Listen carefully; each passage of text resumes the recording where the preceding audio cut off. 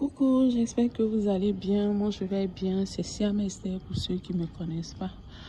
Aujourd'hui, j'aimerais parler d'un sujet qui me tient à cœur. Un sujet qui me tient à cœur. Et le sujet va porter sur l'amour et la soumission dans le couple. Aujourd'hui, j'étais quelque part. J'ai eu la grâce de parler à un couple, de régler les différends d'un couple. Et ça m'a beaucoup parlé à moi-même.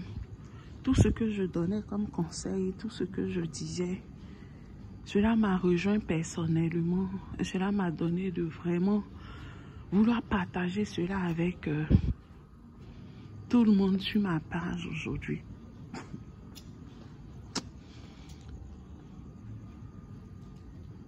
Dieu nous dit, femmes, soyez soumises à vos maris. Et la Bible continue en disant, hommes, aimez vos femmes comme Christ a aimé l'Église, jusqu'à donner sa vie pour elle. Mais aujourd'hui, nous voyons dans les couples que ce que Dieu a demandé à la femme ne le fait pas.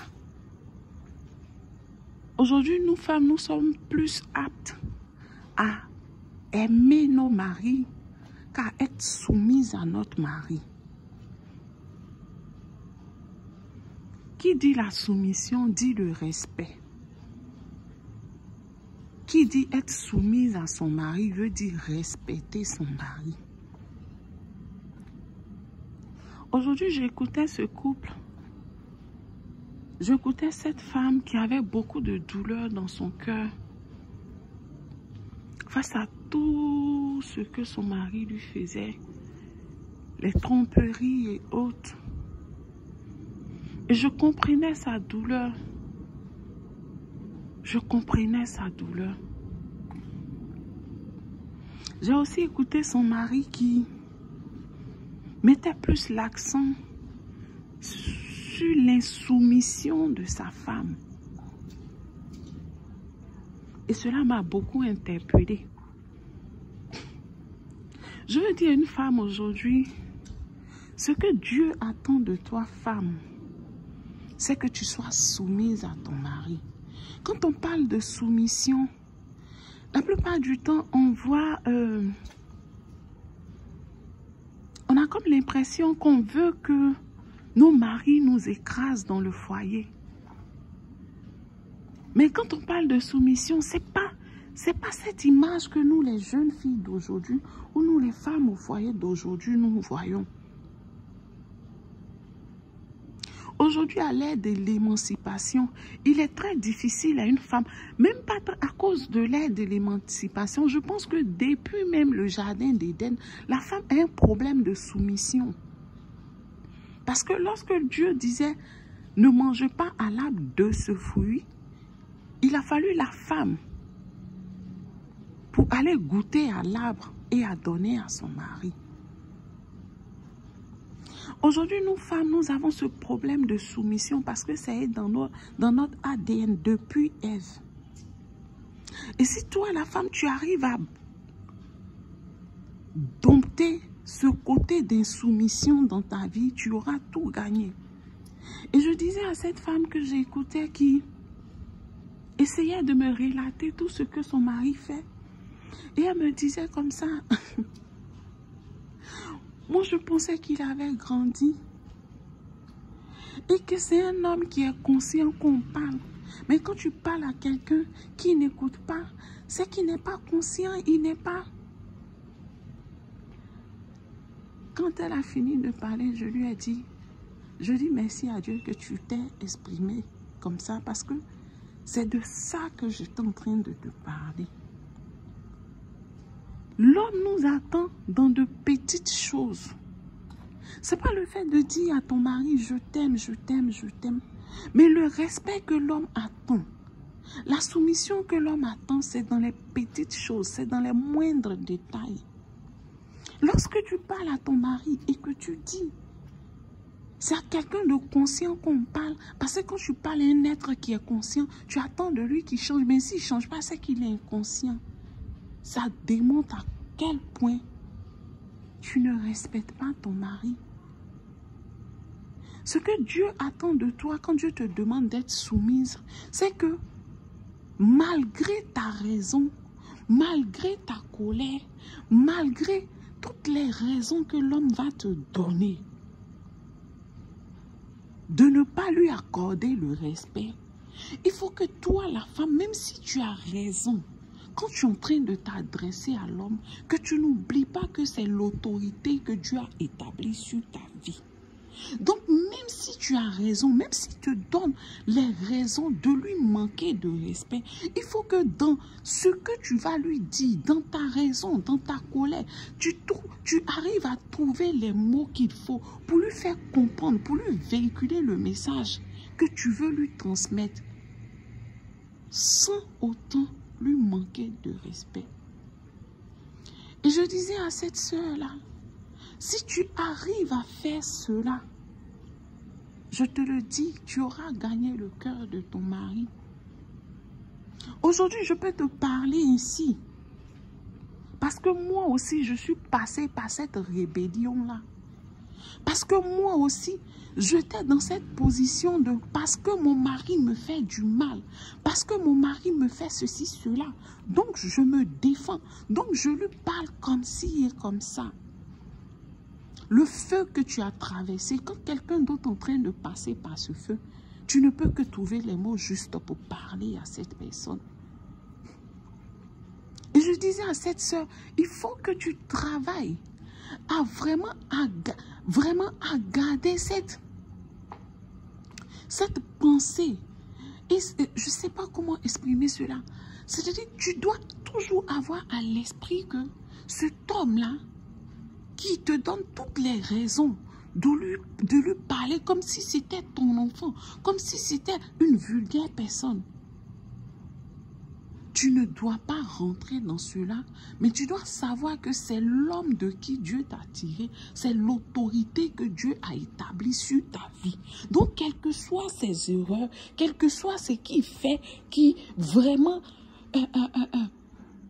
te donne le droit même de lui parler comme il le faut, tu dois comprendre que même si te donne ce droit légal-là par le bon vouloir du diable, il faut que toi, tu puisses lui montrer que non, ce que Dieu attend de moi, c'est que je te sois soumise. Donc, bien vrai que tu m'aies fait du mal, bien vrai que tu sois en train de me faire souffrir, je trouve les mots qu'il faut sans vraiment fouetter ton orgueil, sans vraiment froisser ton autorité, sans vraiment toucher à ton orgueil d'homme, te faire comprendre que mon mari, tu es en train de me détruire. Mon mari, tu es en train de me faire du mal. Mon mari, voilà ce que tu es en train de me faire. Mais tout en lui faisant comprendre cela dans le respect et dans, comment je vais dire ça, franchement, dans le respect. Et si je peux dire cela, dans l'amour même.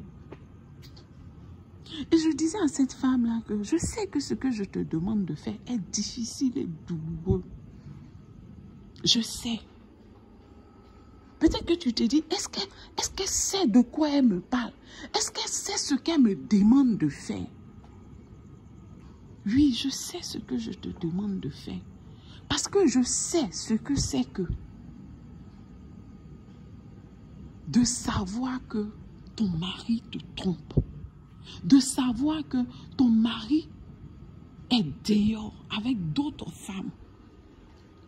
De savoir que l'homme que tu aimes, l'homme que tu t'es choisi, à qui tu t'es promise jusqu'à la fin de ta vie, est dehors. Oui, je sais ce que tu traverses. Mais je sais aussi ce que je te demande. Et c'est ce que Dieu attend de toi. Femme. Aujourd'hui, ce n'est pas seulement à cette sœur-là que je parle, mais je te parle à toi aussi, qui dans ton foyer, parce que brisé, parce que humilié, parce que rabaissé, parce que vilipendé, parce que traité de tous les noms, par ton mari, par ta belle-mère, par tes belles-sœurs, par tes beaux-frères, par ses amis. Tu te dis, oui, je me défends. Il faut que je me défende parce que mon mari ne me défend pas. Parce que mon mari me livre à la la verdict public.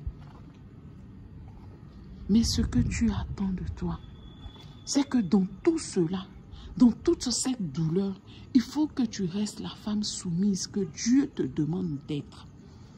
Parce que c'est seul par cette soumission et par ce respect que Dieu te demande de manifester à ton mari que tu auras le cœur de ton mari.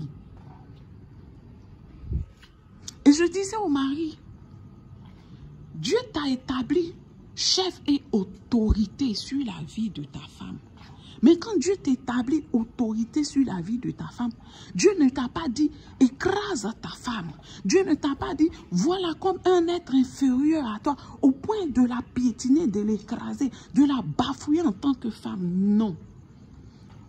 La Bible dit aime ta femme comme Dieu a aimé l'église, comme Jésus a aimé l'église, jusqu'à donner sa vie pour l'église. Ça veut dire aime ta femme jusqu'à donner ta vie pour ta femme. Est-ce qu'on peut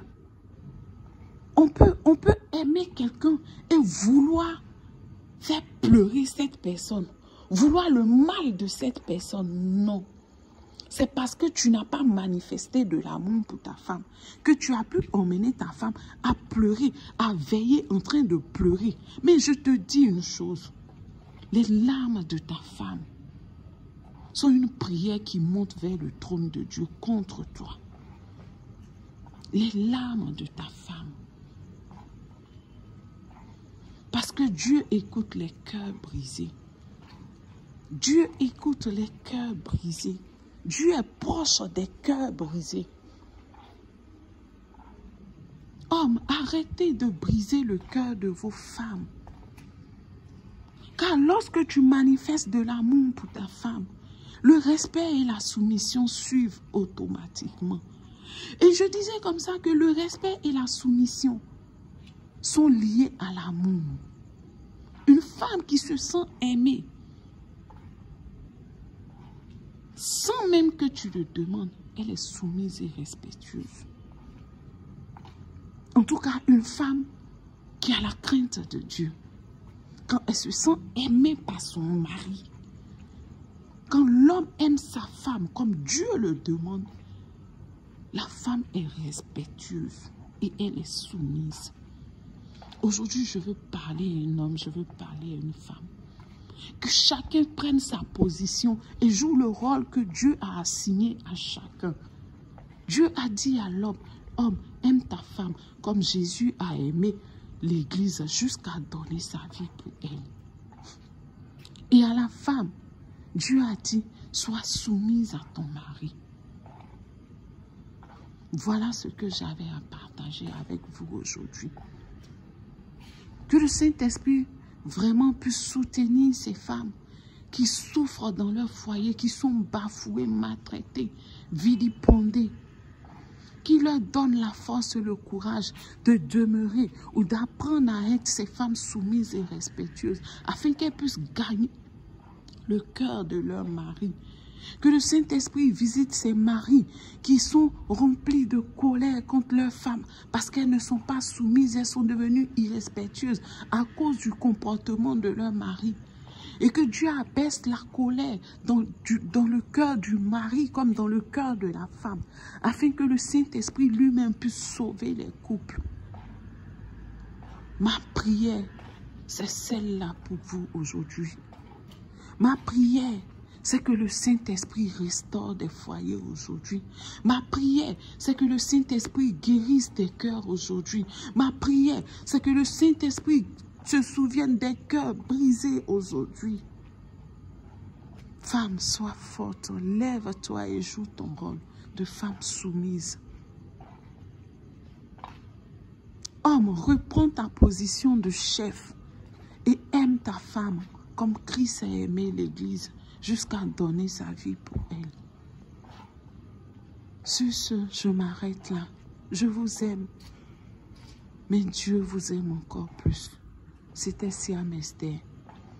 Que Dieu vous garde et vous bénisse. Amen.